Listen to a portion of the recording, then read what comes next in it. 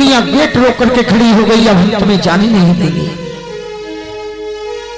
बहनें भी रो रही है, मैया रो रही है कि हम बेटा जाने नहीं देंगे, हम भैया जाने नहीं देंगे।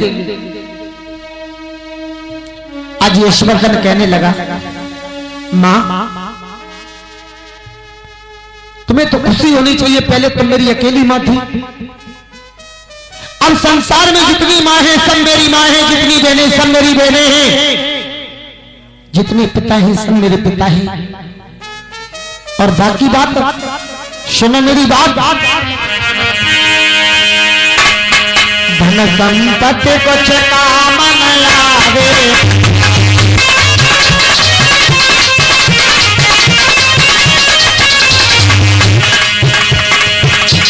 धन संपत्ति कुछ काम न आवे, अरे कृष्ण माया मोह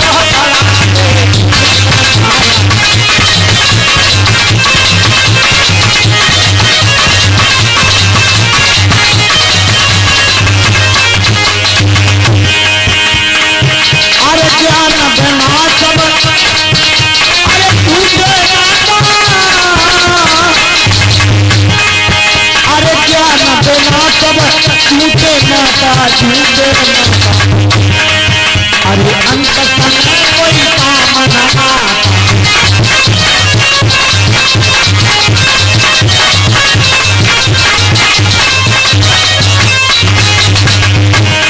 आज सभी को समझाने लगा है, घर के लोगों को यशवर्धन,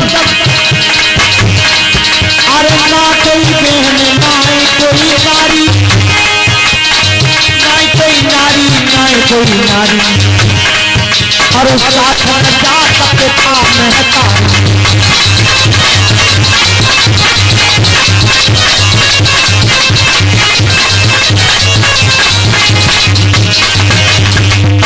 ना कोई बहन है मेरी, ना कोई नारी है, ना कोई पिता ना कोई महतारी, कोई मेरे साथ नहीं जाएगा। जब हम जाएंगे तब केवल हम साथ जाएगा और बाकी कुछ नहीं साथ जाएगा, और जो साथ जाएगा अब मैं उसे नहीं छोड़ूंगा। अरे ज्ञान का मार्ग सच्चा कहना, सच्चा कहना, सच्चा कहना, सच्चा कहना, धारण करो भाई और बहना।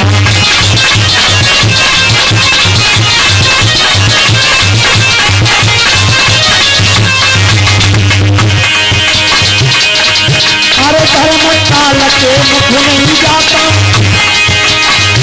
अरे धर्म काल के मुख नहीं जावे, मुख नहीं जावे, मुख नहीं जावे। अरे नंद किशोर सा जग चला रहे,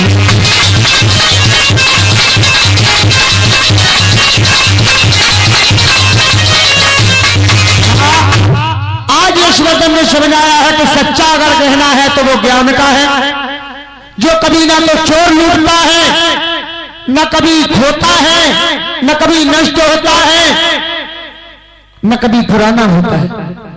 इसलिए अब मुझे सच्चा ज्ञान का गहना मिल गया, अब इन्हें नकली गहनों की मुझे जरूरत नहीं है। सच्चा ज्ञान पिता मिल गया, अब आपकी हमें जरूरत नहीं है। सभी को ज्ञान दिया। आज यशवर्धन के ज्ञान को सुन करके वाराणसी के बहुत सारे राजकुमार उसके साथ जाने के लिए तैयार हो गए, लेकिन रोक किसी ने नहीं पाया। कई एक राजकुमार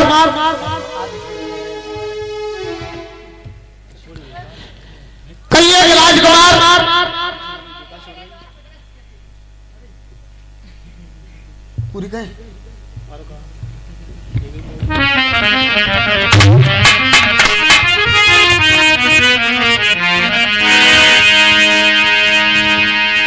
आज यशवर्धन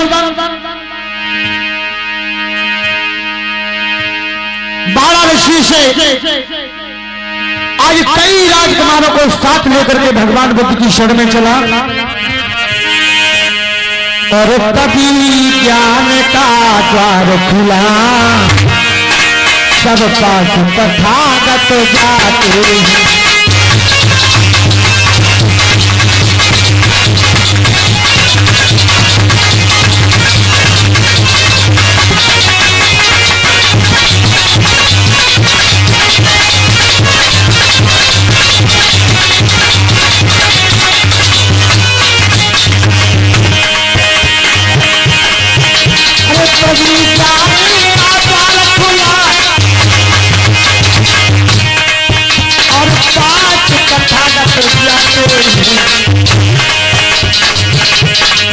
और श्री कर चरणों में तेरे बचन बनाते।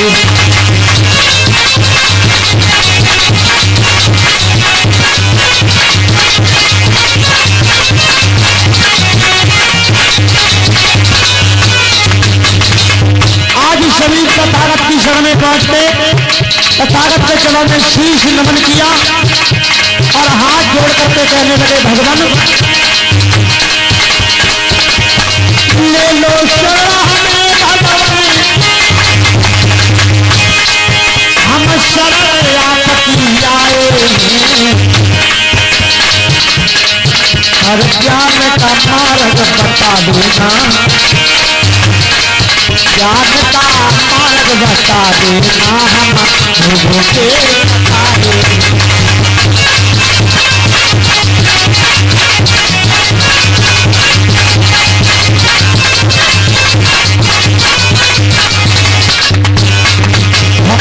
आज सभी राजकुमार तथागत की शरण में पहुंच के कहने लगे, भगवान मुझे भी ज्ञान का मार्ग दो, हम भी सभी भोगों को सताए हुए हैं। आज तथागत ने सबको अपनी शरण में लिया है। शरण में लेने के बाद उन्हें ज्ञान दिया और आज सभी को बताया है कि ढोंग और पाखंडों में ना फंसो। जीवन में साथ जाने वाला है तो वह केवल धर्म है, ज्ञान है। बाकी धन दौलत चाहे कमाओ पैसा, चाहे कमाओ हीरे मोती, लेकिन इतना याद रखना कफन में जीव नहीं होती। साथ कुछ नहीं आने वाला है। अगर साथ जाएगा तो केवल धर्म साथ जाएगा, बाकी कुछ साथ नहीं जाएगा। सभी लोग धर्म को धारण करें, अपने आप को निर्मल और शुद्ध और पवित्र बनाएं। यही धर्म है, यही केवल साथ जाएगा, अगला जन्म भी सुधारेगा। और ये मानव का तन हमें जो मिला है, अगर धर्म करते रहेंगे तो दोबारा मिल जाएगा। और धर्म नहीं किया तो आपको अगला जन्म मानव का भी मिलने वाला नहीं है। इसलिए सभी से कहना है, और फंसो न धामा में भैया, कभी नहीं दुख पाओगे। और बुद्धि से सदा काम करो जो बहुत शरण में आओ।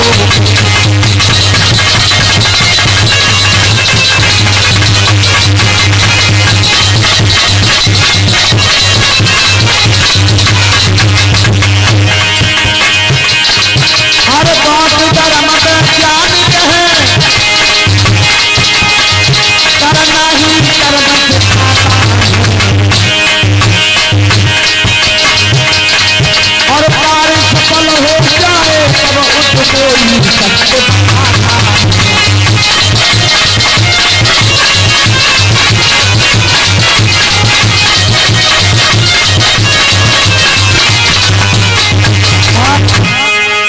भगवान वो भी कहने लगे, आप जीवन में इस तरीके से रहो जैसे कमल पानी के अंदर कीचड़ में रहता है। कीचड़ में रहने के बाद भी कमल पर कोई गंदगी नहीं मिलेगी। ऐसे ही समाज में रहने के बाद भी आप उस समाज में ऐसे रहो जैसे पानी में कमल रहता है, उसमें कोई गंदगी नहीं होती है। लेकिन गंदगी में पैदा जरूर होता है, लेकिन उस कमल में कोई गंदगी नहीं होती है। ऐसे ही हम इस भवसागर में, इस संसार में, हम इस पापी रूपी दुनिया में पैदा हुए हैं। ये पाप की दुनिया है क्योंकि यहाँ पर हर इंसान पाप करता है, पाप करने में लगा है। उस दुनिया में पैदा हुए हैं, लेकिन हमें पाप नहीं करना, हमें शुद्ध पवित्र बनके रहना है। जिस तरीके से कीचड़ में कमल शुद्ध पवित्र रहता है, हमें कमल की भांति जीवन अपना रखना है, तब जाकर के हमें अच्छा फल और धर्म मिलेगा। आज यशवर्धन भगवान बुद्ध का शिष्य बन गया, अपने साथ हजारों राजकुमारों को उसने भिक्षु बना दिया, हजारों लोगों का उद्धार कल्याण किया, और उसने अपनी पूरी वाराणसी का उद्धार कल्याण किया है तथागत से। तथागत को बुला के सभी को ज्ञान दिलवाया, पूरी नगरी का उद्धार कल्याण किया। तो उन भाइयों को मैं बार बार साधुवाद देना चाहता हूं,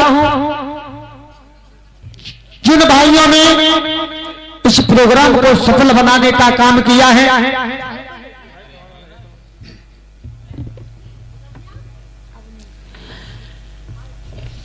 जिन भाइयों ने हमारी नई फौज जनरेशन तैयार हुई है, ये प्रोग्राम कराया है, तथागत बुद्ध को यहां बुलाया है, हम लोगों को बुद्ध का प्रचार करने के लिए बुलाया। एक बात बता दें, बिना किसी के मर्जी के कोई किसी की एक बात नहीं कर सकता है, बिना किसी की मर्जी के। अगर तथागत की मर्जी ना होती तो हम आपके बीच में प्रचार करने नहीं आते। एक किसी का गाया हुआ गाना अगर दूसरा गाय गा देता है बिना उसकी मर्जी के, तो उस पर कलंक हो जाता है, और जिसने गाया है उसे कितना जुर्माना भरना पड़े, हो सकता है एक गाने का 1 लाख देना पड़े, 10 लाख देना पड़े, नहीं तो जेल होगी। अभी बीच में किसी गायिका ने गा दिया था, मैं सब क्या था नाम उसका, अंजलि जैन का गाना था तृप्ति साक्या को तो जानते होंगे, सबने सुना होगा। एक गाना गा दिया, 3 लाख रुपए देने पड़े, 3 लाख। जब एक इंसान का गाना दूसरा इंसान बिना मर्जी के नहीं गा सकता है, तो वो तो तथागत बुद्ध थे, उनकी बाणी हम उनकी बिना मर्जी के नहीं बोल सकते हैं। ये तथागत ने हमें अनुकंपा की है, हमारे ऊपर दया की है, हमें आदेश दिया है कि जाओ हमारे